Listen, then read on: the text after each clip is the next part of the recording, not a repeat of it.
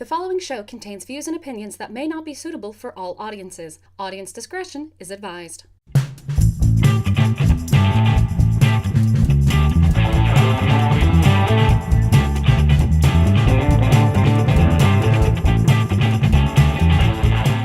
Howdy, everybody, and welcome to Thespian Talk. I am your host, Gomer the Ranting Thespian, and with me this week is the cat. Hi, everybody. I apologize, but I'm still eating my taquitos, so you're just going to have to listen to me make gross mouth noises for a little while. Well, I mean, I'd rather, there you go. Rather those mouth noises than a lot of the other shit we've had to hear and deal with this week. Holy fuck. Oh, yeah. I mean, and just the stuff in, like, our personal circle has been bad enough. You also got the politicians, namely Republicans, wanting to push things back. Like, there's actually one of them that's actually in the news, that's in our news file this week. But there is, like, I think there was, like, a politician from West Virginia who is trying to equate LGBTQ plus folks to the KKK that I posted about. And it's like, wait, what? How in the hell are they the KKK? Which is bad enough. But they also have a profile picture for him. And I saw your post about this. Yes! Doesn't he look like he was just creaming his shorts while they were taking that picture? Yeah, he definitely does. His eyes are, like, kind of rolled back and, like, off to the side a little bit, and you're like, oh no, that is not a good look for you. You don't have a good look in general, because hate is not a good look either, but that is definitely not the picture I would want to use in the public. No, but apparently, hey, just going to show that people like him do not have shame. And there are certain points to where not having shame is okay. You want to get up, you want to perform and just belt out a good show tune. Doesn't matter how well you can sing. Okay, fine. That's fine for not having shame on that one. But when you're a politician and you have to have a picture taken for a magazine, you can have a silly look, sure, but this guy just, no. If there had been some lines in the wall behind him, I would have said this was like a lineup photo. Like this was his photo while he was getting arrested, because that's how bad it is. Yeah, it is. Oh my God, just no. Oh. So yeah, we missed last week, so there was and I'm really sad to say that because we missed last week, we missed like 2 shows in a row where we could have just went all suddenly grenades. Because there was the guy at the Taco Bell, the guy who found a grenade and ended up going to the Taco Bell before calling the cops and say, hey, come take this off my hands. And then after that one, there was a guy, I think it was like in Europe somewhere, where he found an old live grenade in a box of potatoes or something like that. Yes, because it had apparently been like dug up and put with a shipment, and like, god damn. and suddenly grenades. Yes, like and in the main Discord group Erin and I are a part of, we have somebody who will sit there and watch What the Fuck Is Wrong With You and give like updates whenever most people aren't watching at the time because they're busy doing their other things as well, but we still want to know what's going on the live stream. And it was one of those nights where where Becky and I were watching at the same time, and that story came up. First thing I put in the thing was suddenly grenades, and just because that's what you do. I think this is our number one most favorite recurring joke. Yes. Just suddenly grenades. It's like our in-joke, and I try to explain it to people who don't listen to the show, and they're like, oh, I guess that's funny. We're like, fuck you, suddenly grenades is amazing. Yes.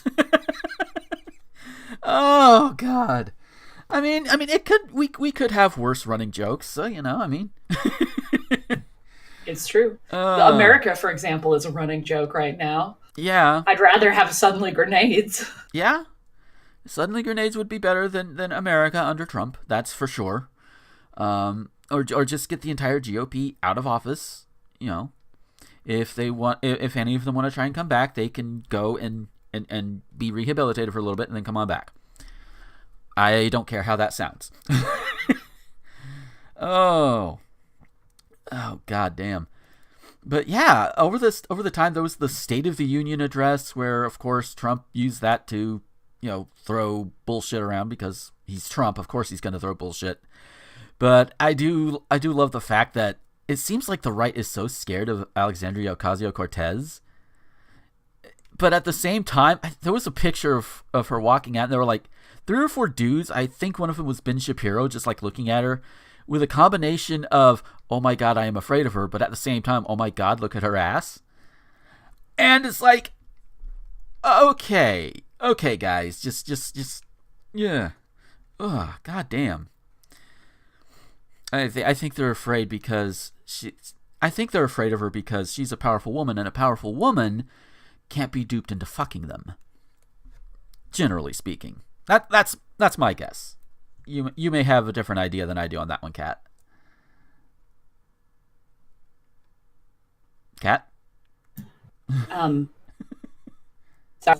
Trying to write something on Twitter because people are terrible. Anyway, I love AOC. She is just the coolest person in the world to me right now. Mm-hmm. She's like several years younger than me, but I want her to be my mom. Does that make sense to anybody? Is that weird? Like, I feel like if she was my mom, she would stand up for me all the time, and she'd just be like really cool. Mm-hmm. It's like, I know you're like 29, but can you adopt me?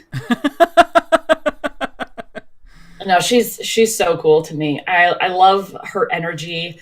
I love the things that she's doing. The things like the fire that she has.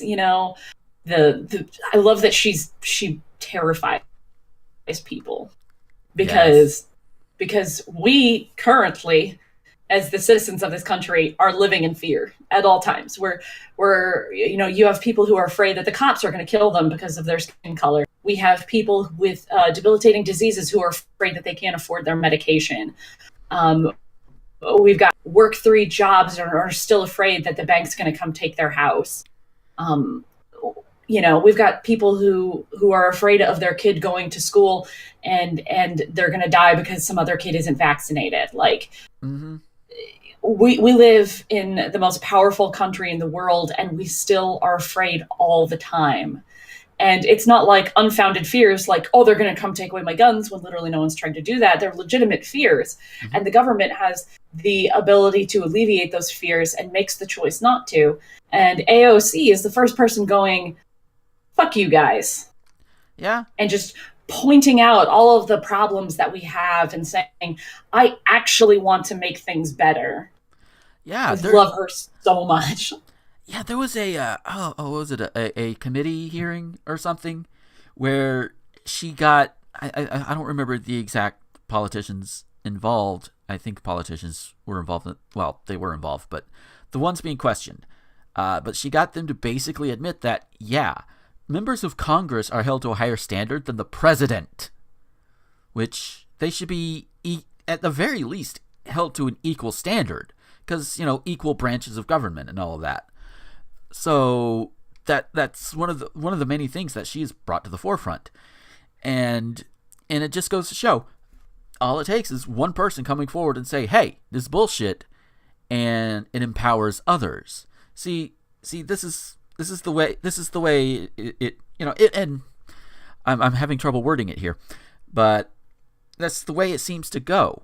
We saw the negative version of it when Trump started coming into power. He started running his election and he's saying all of these things and not getting into trouble for it, which enabled the worst in humanity. But now we have somebody like Alexandria Ocasio-Cortez, somebody who has power, coming forward and saying, hey, no, what this orange asshole is saying is not true. It is actually a detriment to our country and to our Constitution. And now other people are going to start coming forward and saying, yeah, she's right. Basically, they're being empowered by what she is doing. And that is a very beautiful and magical thing. And And if you think that it's just something that's it's just this one thing, look at it in the case of, and I know this is like the third show in a row I'm bringing this up, but the entire Vic Mignogna, Vic Le Mignon bullshit going around. Bullshit being he's a piece of shit and people are actually defending him. That's where the bullshit lies. I got sick and tired of it at one point. Kat, you may have seen me go off on this one on Twitter, because the way people are reacting to a lot of the victims that have come forward, it's stuff we've seen before. Oh, where's the proof? It's only this, like this big person supposedly can't be touched or whatever, or you're trying to get fame. We know the stories. We all know the stories. And it takes people coming forward and saying, no, fuck your stories. We're going to tell what happened to us. If you don't like that, fuck you. And there are some who'll be intimidated into violence, but the more people who come forward with their stories, the more that other people are free to say, hey, you know what? I'm not the only one. There is a word. I want to say unity, but that's I think part of it, but solidarity. That may not even be the word either. But the point is, you're empowering the people to come forward with whatever. And whether it's this case with victims coming forward, or whether it's in politics with Ocasio-Cortez coming forward with all of these, telling other Democrats, specifically Democrats, saying, yeah, you can come forward with this. The people will like you for it. And the people who don't, well, they're likely the ones that are going to try and push us back into the 19th century. So, and I am definitely glossing over a lot of that. But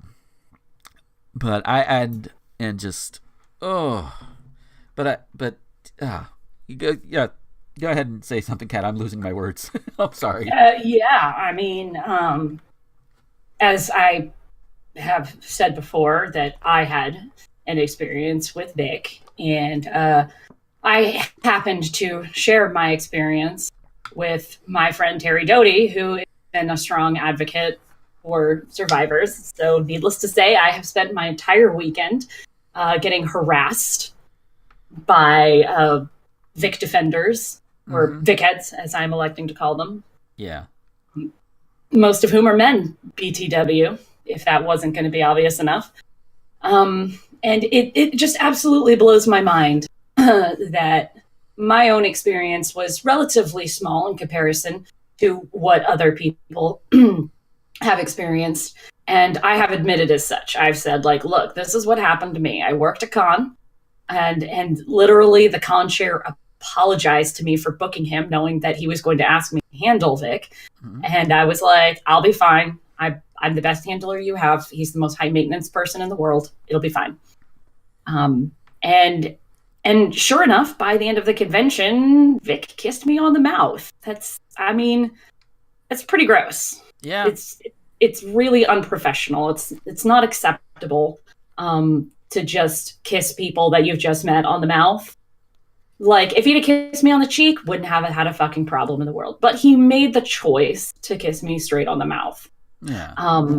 So that's not okay. But I'm kind of I don't feel like a victim or traumatized. I'm not going around crying over my situation or anything. Mm-hmm. But I realize that I'm really just, I've let it go partially because of this fucked up rationalization that other people have had it worse than me. Yeah. And that's not okay. That's not an okay rationalization. It's not okay to be like, well, he did this inappropriate thing, but at least he didn't rape me. That's not okay. Right. That's not a good rationalization of anything. But I'm very aware that what happened to me is it's really quite minor. And I've said as much very publicly on Twitter. And I've spent the last several days being told I was going to burn in a lake of fire, that I was a lying whore, that it can't possibly be true because nobody would kiss me, which is that's great.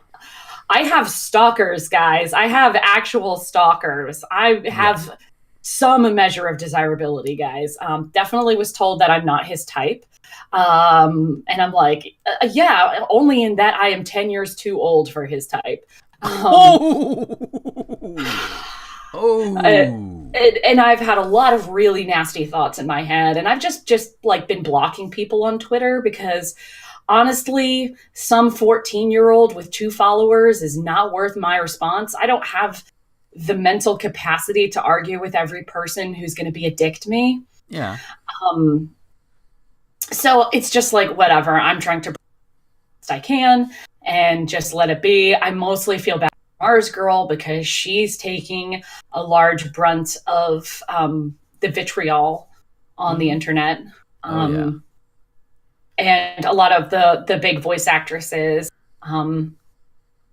and even some of the voice actors, like basically if you stand up for allies against Vic, you are going to get nastiness and hatred spewed right back at you. And it's ridiculous because there are so many accusations that even if they're not extreme, like my own case, that they are indicative of a pattern of systematic abuse of power, that he's messed up. And it's not just me. It's like, ooh, I feel bad for myself. I have one friend who was underage and Vic tried to invite her back to his room at a convention. And she's like, I'm 16. And he's like, I don't care. So it's stuff like that. Like the fact that I know at least one person is a very good friend of mine who he tried to have underage sex with. Like, it's not just my little story. Yeah. There are much bigger instances out there from much more prominent people. A lot of industry people have stepped forward. There's now a lawsuit. Now there's like a lawyer has been contacted about this. And so all of those people who are saying, well, there's no hard evidence, blah, blah, blah. The whole thing about this concept of there's no hard evidence is that testimony is evidence, you fucking morons. Anyway, it's just absolutely bonkers to me that these people would rather believe one man over 100 women. Yeah. One man who they met one time at a con, and he was just so nice, even though he was being paid to be nice there. Yeah. And that is a thing, guys. When you meet an actor at a convention, they're basically being paid to be nice, and most of them actually are very, very nice.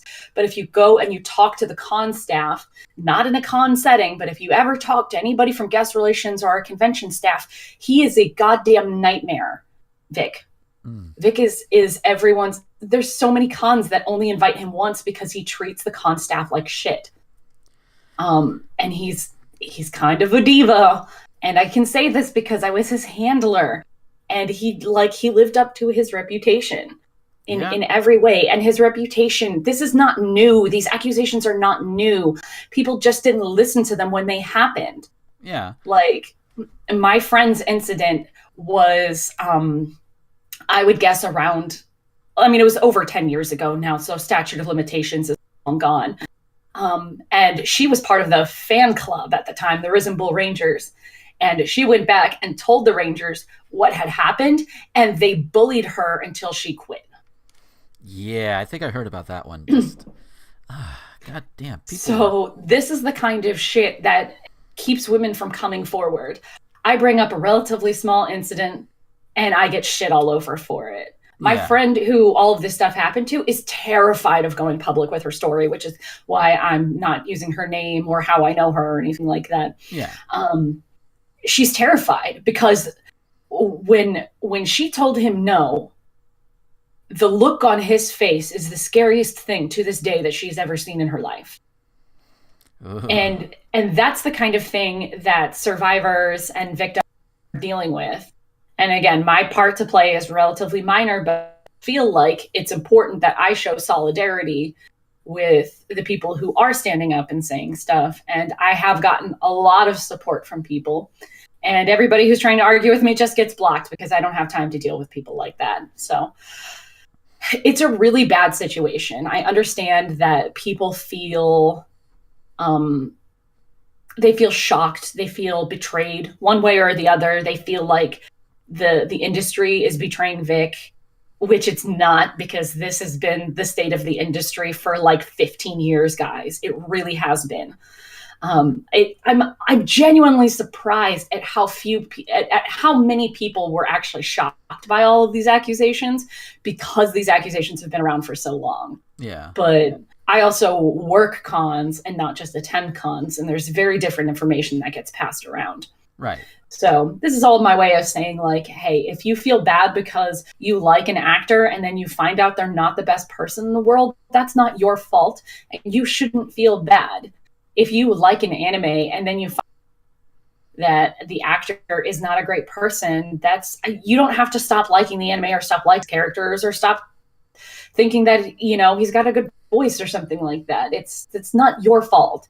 And it's not the victim's fault either. Yeah. The victims aren't at fault for getting Vic fired from Funimation and from Ruby and other things like that. He did that to himself by exploiting people. And his crocodile tears that he puts on camera with his non-apologies mean nothing, because he's an actor.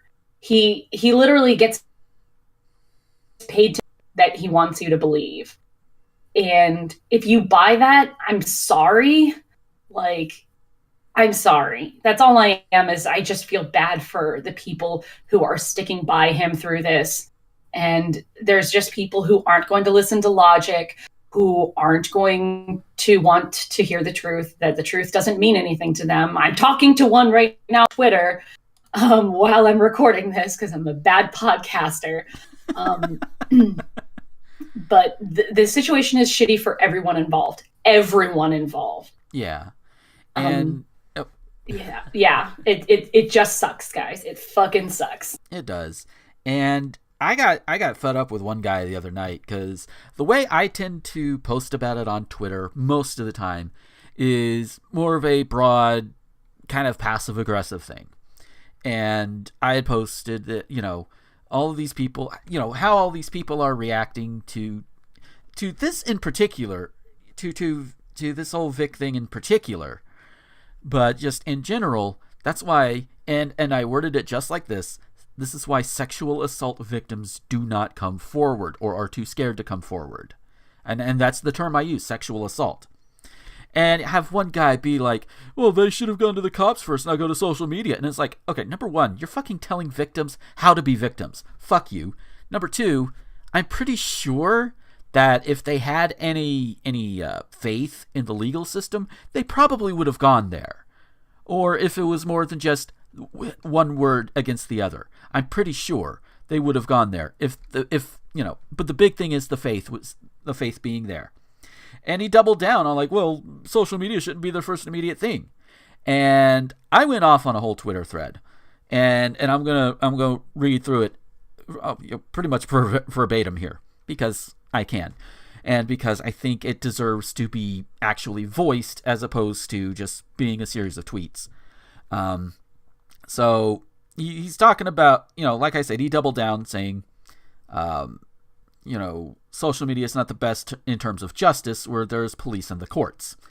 Those were his words exactly.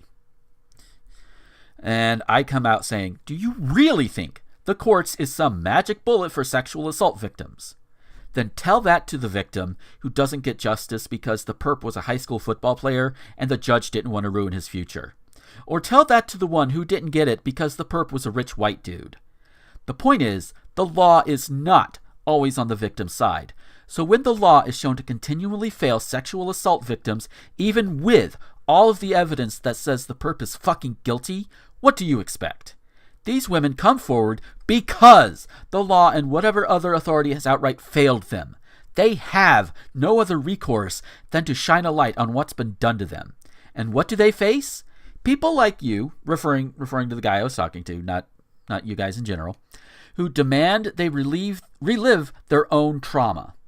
People who call them liars because the man they put on a pedestal might actually be a horrible human being. And people claim they do it for money or fame? No. They do it because they're tired of these assholes, these sexual assaulting slimes, getting away with violating people. They want justice, and they want to prevent future assaults. That is it.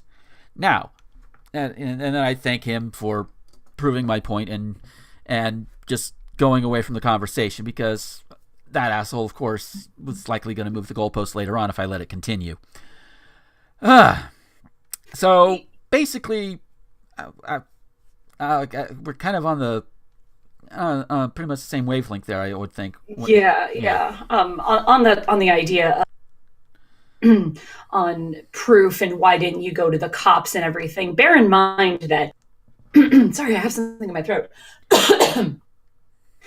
That many of his victims were underage at the time. These are people who don't understand that they were victims at the time, and then later realized that what happened to them was wrong. Yeah. Because they were so young. And there are people who, feel like they couldn't go to the cops because there was no proof. Here's the thing about proof, that there is no smoking gun. There's Vic isn't a guy with paparazzi following him around all day waiting, gotcha. No, it's not how it is. These incidences occurred because they were small, private, alone fields. My incident, excuse me, taquito coming back up at me. And in the case where he kissed me, I was taking him to the airport. There was nobody there. There was nobody around. He just did it and left. And I think his intention was not necessarily malicious or anything, but I don't think he would have done that in a huge crowd of people. I think he did it because he knew that he could get away with it because I was alone. Yeah. And I went and I reported it to the chair of the convention that I was working at, and that was it. I wasn't going to go to the cops about it. Right. And not everybody feels comfortable going to the police or even talking about their experiences. Yeah. And honestly, if a bunch of people coming out and saying, hey, this is what's happened, this is a pattern of abuse, if that is not proof enough for you, then that's your fucking fault. That's your fucking problem. It's not the problem of the victim to go through and prove that they were victimized. I can't go back in time and stage somebody to follow me around for the entire convention with a camera and be like, hey, wait for him to do something shady and then take a picture. That's not how the world fucking works. I can't go back in time and make sure that somebody is there at the right place at the right time to snap a video of what he did. Yeah. And so I will never have that hard proof. And if my testimony as a person who is existing, if that's not good enough for you, that says something about you. And that does say nothing about me. I can't force proof to magically appear. You get to make the choice. And I understand that people are being put into a hard position where they have to choose between this idol that they really genuinely like and strangers on the internet. But that idol that you really, really like is also a stranger. Mm-hmm. You don't know him. You don't see what he's like when you're not around. And if 100 people come forward and say, this is what's happened to me, then maybe the more logical thing is not to believe that there's an entire group of people who just want to sabotage this one dude who hasn't been relevant in the industry for years. And the more likely thing is that these things all happen. Yeah. Anyway, I've been in a tizzy so I have a lot to say on this topic, and I literally time, but I'm sure we want to talk about other. Yeah, that's okay. I mean, it's a thing that's happening. It's a thing that keeps needing to come out. But hopefully next week it won't be as bad. Hopefully we can dial it back a little bit. Because I know I've done times where just things get a little bit too much, too much pushing into one direction. So I'm gonna hopefully we won't have to worry about this next week. I'm hoping, at least in terms of talking about it on the show. Obviously, on like social media or whatever, we're still going to be in the thick of it, but, or at least I will, to a degree. But I do want to say this, that there's a new Bubsy game coming out, and apparently the Vic Le Mignon is the voice of Bubsy, and I just have to say, Bubsy deserves better. He does. Yeah. Yeah. I'll say as a parting before, as we exit that whichever way, if you want to fall on one side or the other, believe Vic or kick Vic or stand with whichever side you want, don't take sides. It doesn't matter, because the victims don't get to unlive the things that happen to them, whether you believe them or not. But also, you have a choice in how you respond to it. And if you respond by being a dick to anybody on either side of it, that's who you are. And all I can do is just say, please don't be a dick. Yeah. So from that, I want to touch on a thing real quick before we go to the actual news.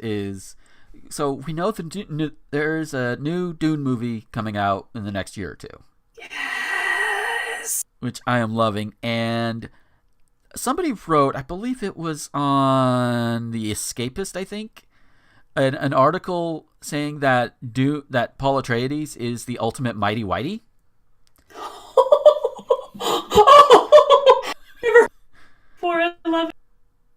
Yeah. Just and as somebody who has grown up reading Dune, in fact, Dune is probably the novel I have read the most, definitely the most out of the entire saga. But I grew up reading Dune. I watched the 84 film. I watched the miniseries. I didn't watch Children of Dune because I hadn't quite gotten into the rest of the books yet. And I drink all of this shit up.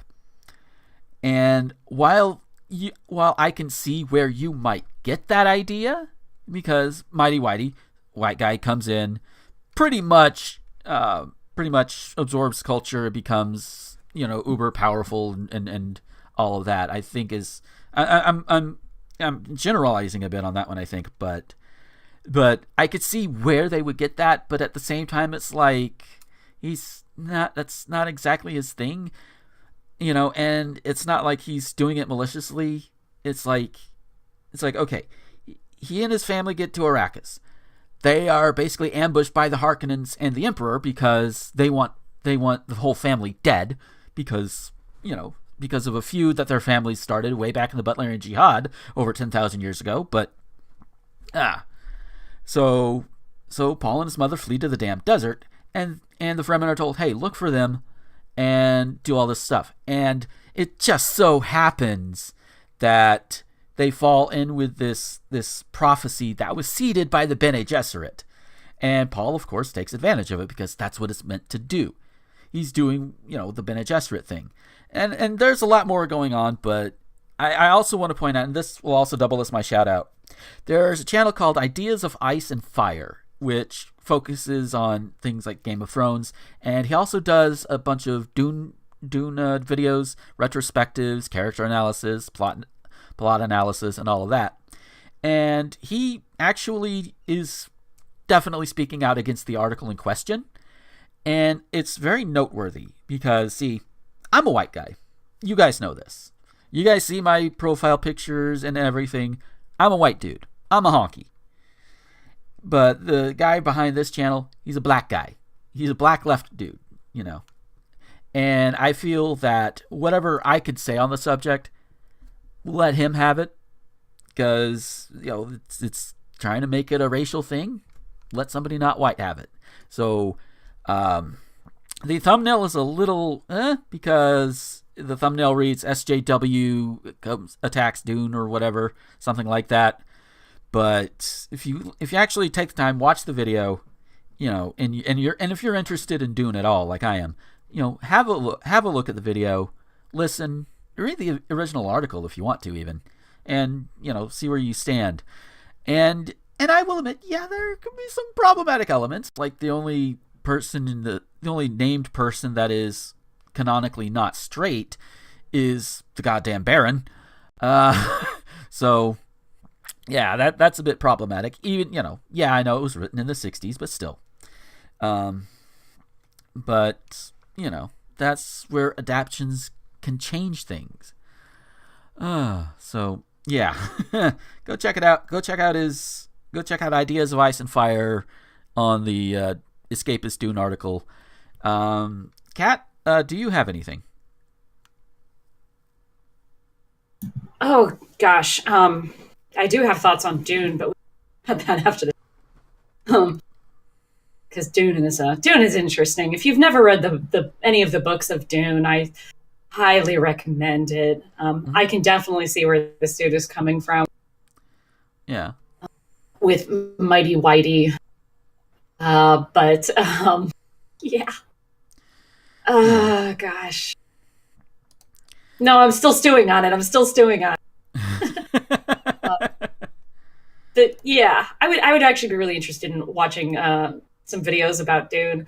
It is such a great book. Very different from if you've seen the 1984 film. 84, yeah. Which I was raised on that film, so I love it so much, even though I recognize that it's nothing like the. I'm not even sure if it's a film or not, but I adore it. It's my most. But the books are very, very interesting, and then they get very, very weird. Mm-hmm. But just that first one was so good. Yeah. And I feel like Dune should have become more relevant a few years ago. Mm-hmm. Because it's kind of if you want to look at it, it's a big and oil. It's really what it's about. Yeah. And I feel like it should have become relevant, years ago. It should have popped back up, and people have been trying to remake it years and years.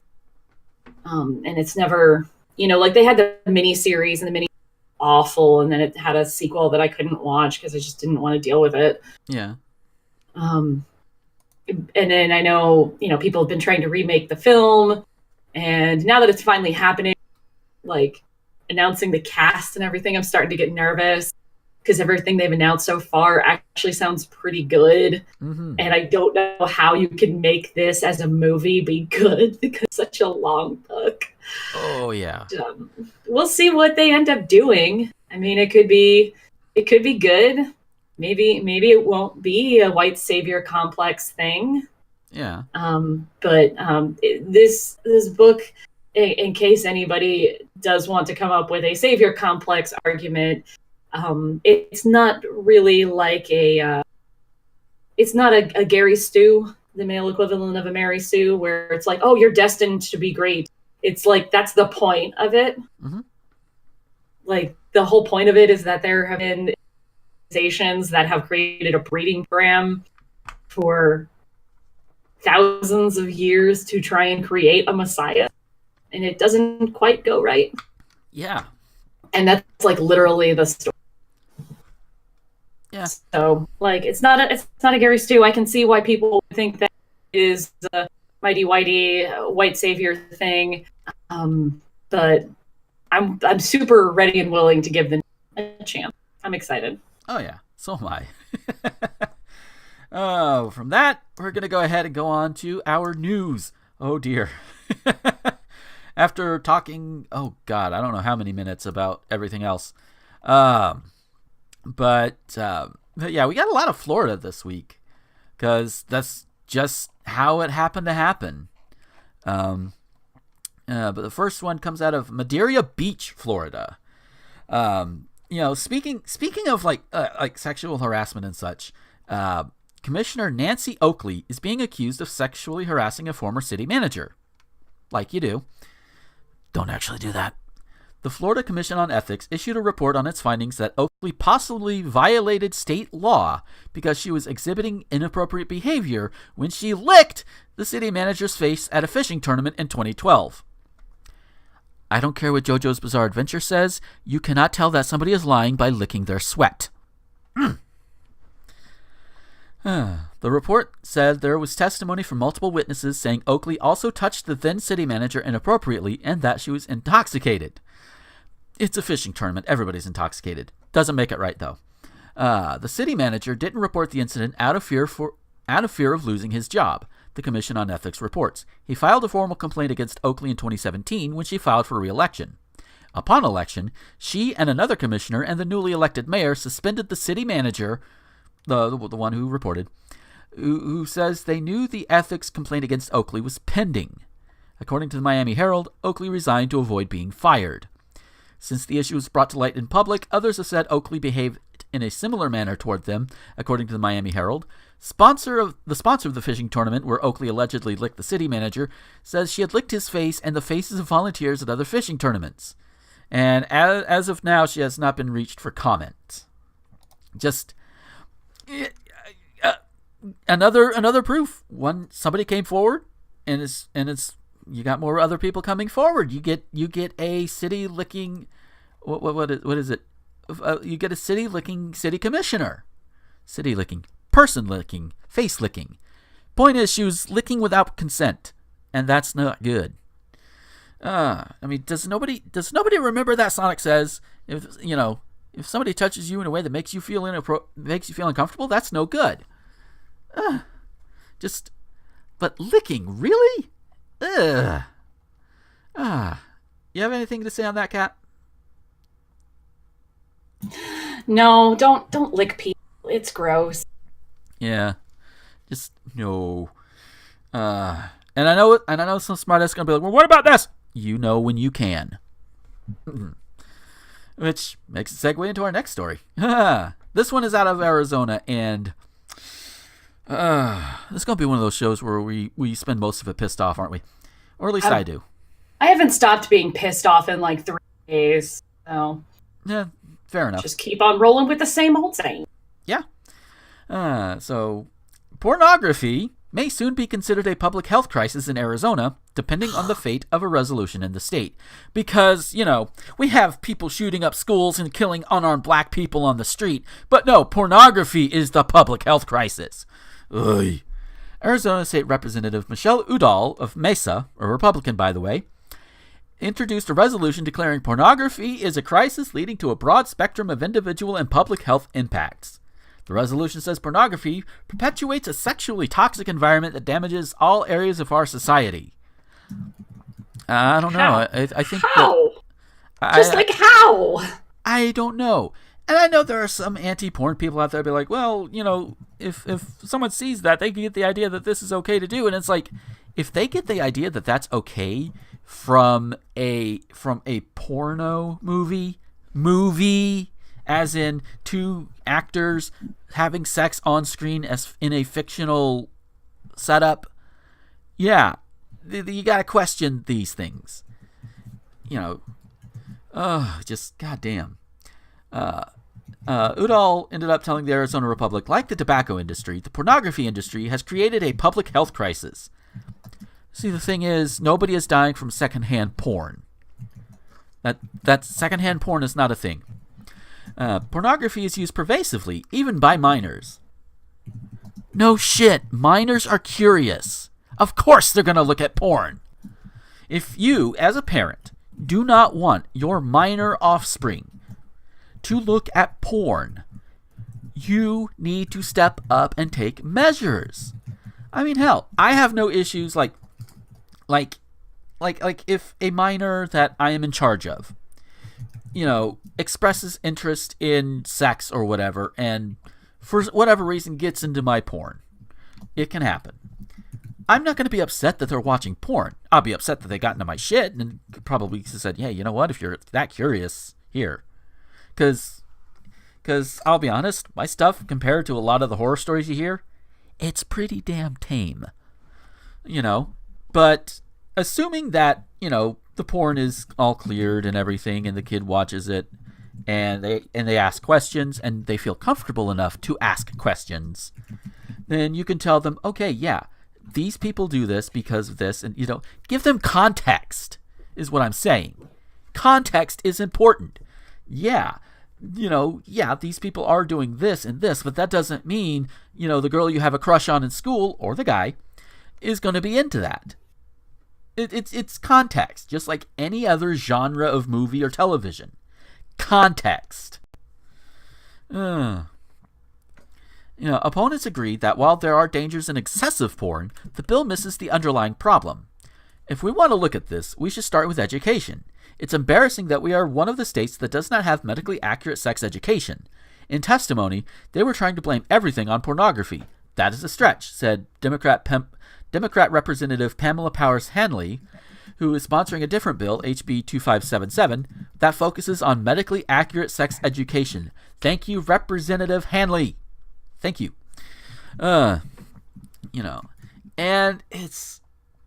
And there's one thing I do want to note that I have bolded in our file. The Republican Party voted to add an amendment adding pornography as a public health crisis to the party's platform in 2016. The same year that they elected the guy that said, grab him by the pussy. Hypocrisy. Thy name is Republican. Truly. Yeah, just... And it goes on. A lot of the kind of saying the same thing in different words, but no. Pornography is not a public health crisis. In fact, there are a lot of people who are in porn that are able to actually sustain themselves and make a living through having sex on camera, whether by themselves, with other people, doing whatever the hell they want to do. And yeah. And I know somebody's going to be like, well, the porn industry has this, this, this. And yeah, there are problems, but there are problems in every industry. But women can be exploited. Women are exploited working at Walmart. What are you talking about? True story. Just, And yeah, there's actually one, James Dean, who's a porn actor, who was recently, I believe he was recently convicted for raping one of his co-stars. And one of the major studios started hiring him again, and I've seen all sorts of porn actors saying, no, just fucking bullshit. So they don't have to take any of this bullshit. So the porn actors, especially nowadays, have more power than you think. So saying all of this is like, oh, it's exploitation of women, it's this, that, or whatever excuse you want to pull up is just no. You just don't like watching people have sex, and you want to deny that because it makes you feel uncomfortable. Kat, what do you have to add on this?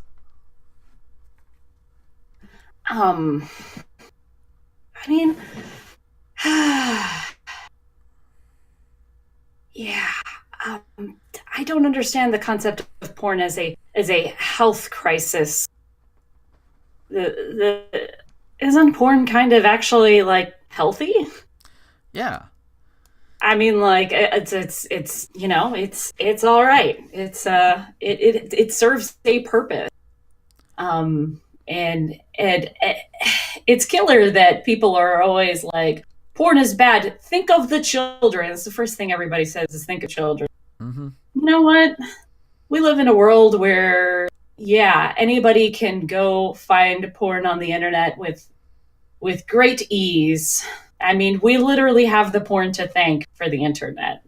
Yeah. So like, it's everywhere no matter what. You can't really stop it from existing. It's never going to happen. Yeah. So, it's more like just accept it. It's like taxes. You can't get rid of it. It serves a purpose, so just let it be. Just let it be. Yeah. And stop trying to say it's for the children when it's really just that you're really it. Mm-hmm. Pretty much. So we'll go back to Florida with this next story. We'll try and bring in relatively lighter stories to bring it up. Holy shit. If you guys have made it this far in the episode, thank you. We shall reward you with relatively lighter stories, especially this one out of Tampa. What's more Florida than a gator? Overrated nightclubs? Bang bros? I don't know. Well, drugs. Yeah, drugs too, especially in Lake County. It would certainly be difficult to top a maternity shoot of a to-be mom breastfeeding a baby gator. What? Last-minute practice for baby. Alligators don't like to bottle feed, apparently, mom-to-be Lindsay Tuttle wrote in her Facebook post. Tuttle has gotten the internet's attention with her maternity photo featuring a baby gator, shotgun, a case of Bud Light, and a Florida flag. It only adds to the Florida photo with the unzipped jean shorts and rubber boots. I wanted a picture different than your run-of-the-mill maternity photos of women in the forest being goddesses, Tuttle said. Which is fair enough. Florida Man has always cracked up my husband and I, both native Floridians, so we decided to make me Florida woman. That's not how you do that. You gotta. That's not a very good aspiration, to be honest. No, nobody wants to be Florida Man. Nobody should want to be Florida Man. No. Proudly featured in the photo is Fred the alligator. Tuttle said she met the little gator and his owner at Dysfunctional Grace Art Company in Ybor at an educational exhibition. I pitched the idea to his owner and he was game to help me reach peak Florida woman levels, Tuttle added. Fred is a perfect gentleman and will be a great big brother figure for baby Tuttle. And in our file, we actually can see the picture. Since I do post these in the Thespian Talk Discord as well. So if you click on the article in the Discord, you'll see it too. And it's just, oh my God, that's too redneck even for the Florida taint. That's how redneck that is. Just, oh my God. Wow. Yeah. Just, oh my God. First and foremost, leave the gators alone. I know Gator belonged to the dude with the dysfunctional thing or whatever, but from the sounds of what I'm seeing in the article, it seems like it's an exhibit gator, like a zoo. So it's not gonna be, it's normally just kept fenced up or whatever and away from people. It's not actually a pet. But these are like why would you do that? And plus, what if the gator had gotten scared and bit your titty off, lady? What was you gonna do? She would become even more Florida. Yeah, that's how you peak Florida. It's when a gator bites your titty off. Which, by the way, now we have the episode title set that is a little bit of a scandalous sentence, and I think if we tried to put that up, it would get taken down. Nah, we'd be all right. Hey, I've put up episode titles with the word "fuck" in them, and we're okay. So our episode title is "When a Gator Bites Your Titty Off." Yeah. You have peaked Florida. Yes. Congratulations. That's all that would have happened. That's all that would have happened. She would have just become the most Florida. Yes. You were one gator chomp away from being peak Florida, Mrs. Tuttle. I'm assuming Mrs. I said that the most Florida thing is drugs, and you can't convince me that drugs are left here somewhere. Yeah, probably. Meth is a hell of a drug. Yeah. But I mean, I wonder if this was a thing where she just really, really wanted her shit to go viral. Everybody wants their 15 minutes of fame. And if this was her deliberately trying to find something, or if being that much of a joke is just really important to her. I'm curious about where that goes. Wow. Yeah, just, goddamn. Well, she went viral. So, that's good on you, Florida woman. Now watch. I'm willing to bet that story is going to be on What the Fuck Is Wrong With You. And if it is, and you've listened to this, take a shot. So, we're going to go to Japan, and specifically Saitama. Out of Saitama. A man on trial for the theft of a large number of shoes has admitted he committed the crimes because he gets his sexual kicks from sniffing people's used footwear, police said Tuesday. Makoto Endo, 40, is suspected of stealing 70 pairs of shoes worth about 300,000 yen in Saitama Tochigi? I think I have that right. I hope. Prefectures between June 2017 and August last year, according to the police. He is being tried for some of the thefts. I did it to get sexual pleasure by sniffing the smell of wool-worn shoes, regardless of their owners being men or women, Endo was quoted as telling police. Oh, so he's a bisexual? I don't know. Bisexual and getting off on feet. I don't know. Abort that one. Okay. Police arrested Endo in September last year because they suspected him of involvement in a spate of shoe thefts. While searching his house in Tochigi, they found a large number of shoes in boxes. It could be worse. He could be killing women and making the hands their girlfriends, his girlfriend, And if you're asking if that's a JoJo reference, yes, the fuck it is. Because that's how crazy shit is. But this guy, dude, why not just, put out an ad? It's 2019. Put out an ad. Oh, okay, it was between 2017 and 2018. You could have put out an ad, dude. Say, hey, you have old shoes you want to get rid of? Throw them my way. You don't have to wash them or anything. I'll just sit there and sniff them for a while. Just go down to, your local resale clothing shop and just buy some used shoes. Yeah. Just there are alternatives than theft, my man. It's really, I'm not gonna kink shame somebody, but damn, don't make a crime out. No, crime is not as sexy as you think. Especially not sexy when you're smelling someone. No. People are weird, man. People are real weird. They are. Oh. So, speaking of weird, coming back to Florida. We get to come back to this. So, you've gotten in arguments with family members and you've stormed out, right? I'm pretty sure. Or somebody has stormed out. Sure. I think we all have done it. Well, this guy out of Callaway, which, by the way, that's within driving distance of me. Well, technically so is Tampa, but Callaway's a lot closer. A verbal argument between family members led to a Callaway man strapping on a bulletproof vest Saturday and walking through his neighborhood firing a Beretta 9mm handgun. William Kiefer Bradley Egan, 26, was charged on 2 counts of aggravated assault on a law enforcement officer and wearing a bulletproof vest in the commission of a felony.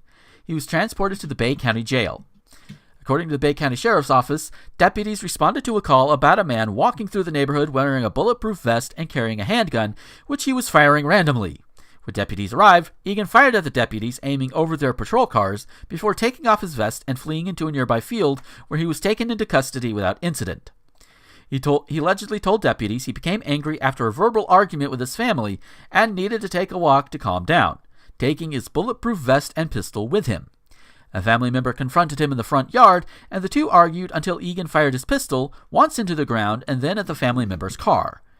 The family member fled into the house, and Egan continued through the neighborhood firing his pistol randomly until deputies arrived. And this is the most disturbing part. According to the Bay County Sheriff's Office, Egan told them he wanted to die by forcing a deputy to shoot him. Wow. Just goddamn.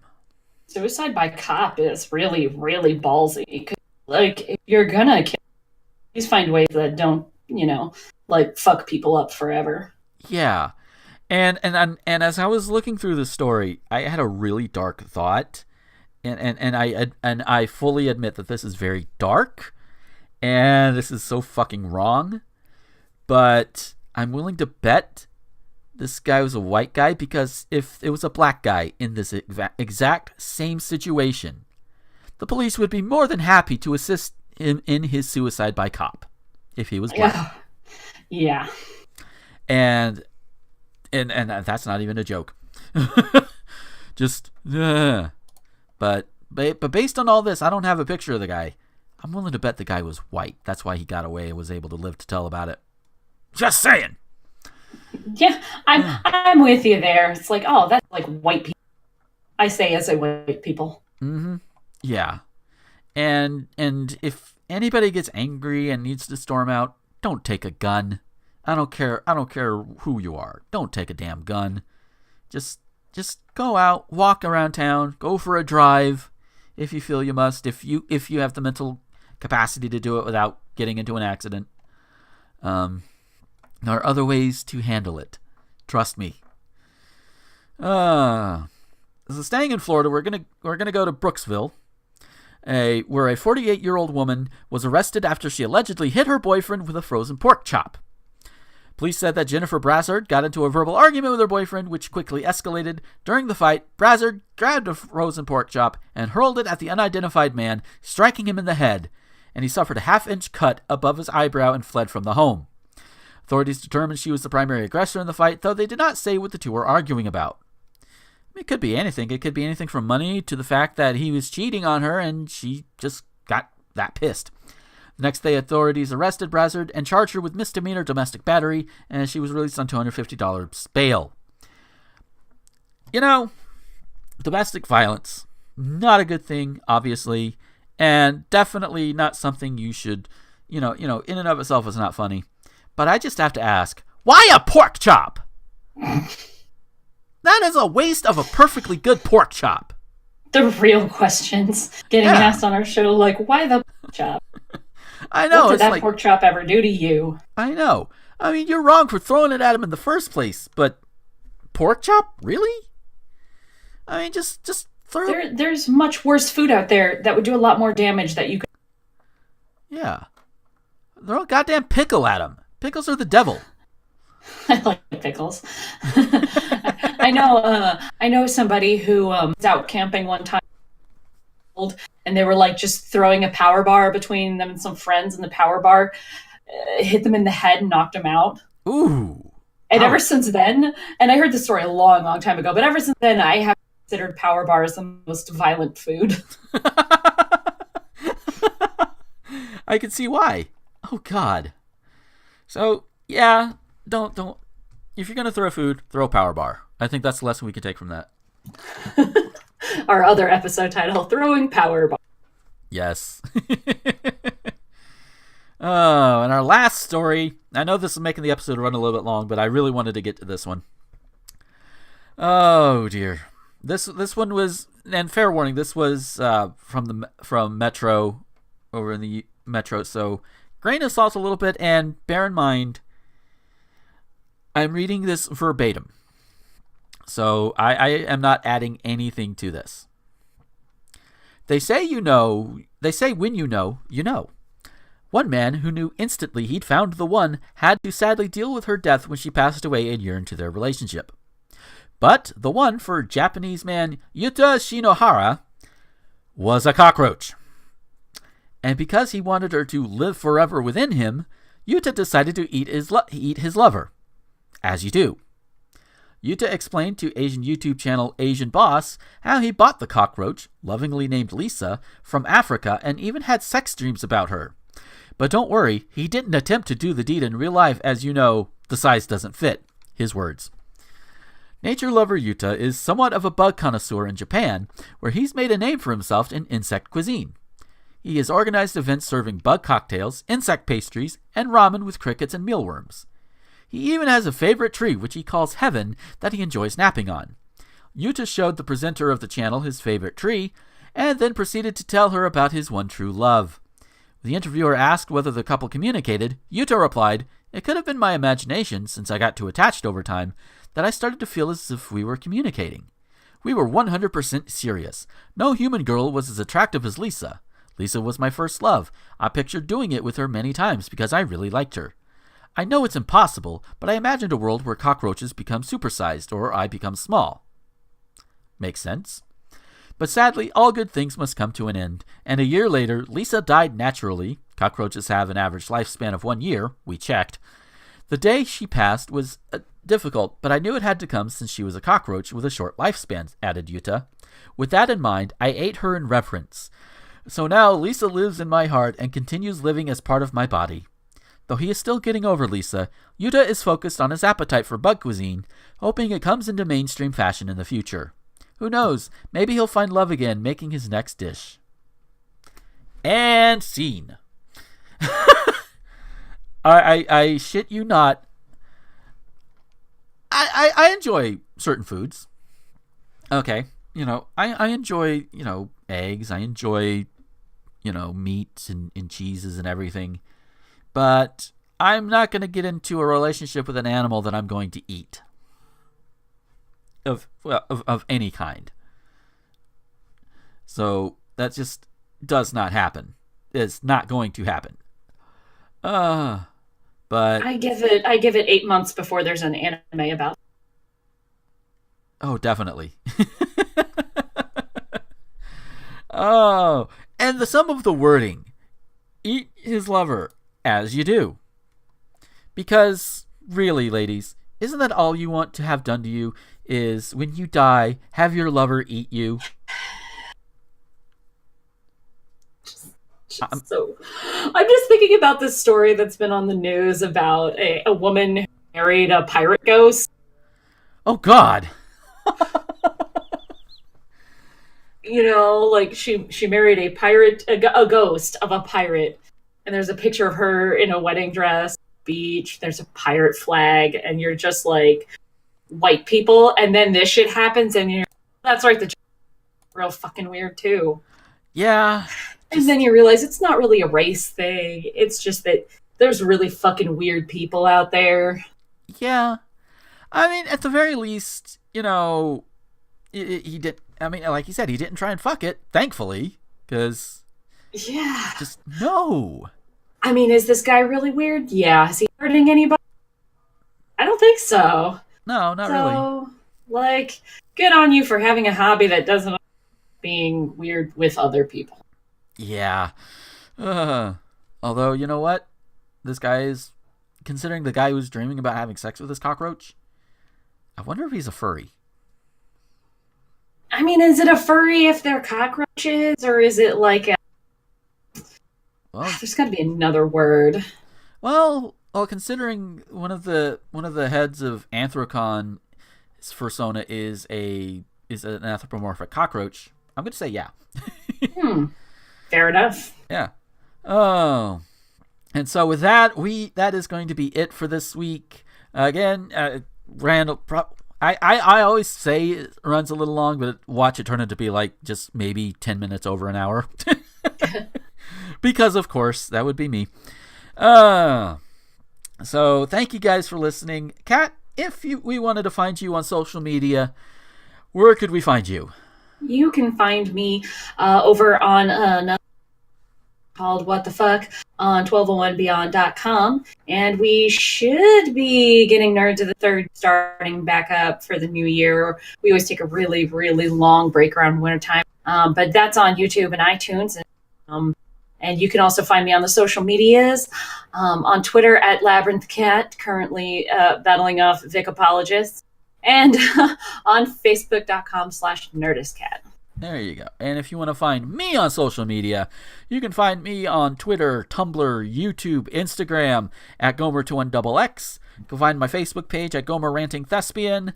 And, of course, this show is on pretty much every podcast outlet that's possible, thanks to Anchor, whose little blurb you heard, probably about midway through the show as I get it spliced in. And just... Oh, am I forgetting any? Oh, yeah. And, of course, if you want to help support the show and things that I do help support future shows, which I want to get a few more put together. I did put out a call like a week and a half ago. I need to do that again and get some things rolling on those. But if you want to help with all of that, there's two ways you could do it. You could do it through the usual Patreon, patreon.com/Gomer21XX. Or if you go through Anchor, Anchor does have listener support. I believe it automatically puts it in the doobly-doo whenever I upload it to Anchor. But if not, just go to if you look at it on my site, rtgomer.com, it should have a link to the Anchor page for the episode, and you should be able to follow it there as well. But there are two ways you can throw support at me if you want to support monetarily. That is, if you don't have any money, the best way you can support is just share it around. Because not only are we on the major podcasting networks, we're also on YouTube, which gets uploaded and goes live every Monday at 7 p.m. Central Time. And also, I want to say I mentioned it the last episode. I know I put like a separate file out for it, but for those who missed it, older episodes of Thespian Talk are starting to go up every Friday. And in just a few weeks, the Friday upload is going to feature Kat's first episode. It's interesting to have that comparison of where we started and where we are now. God. Yeah. God.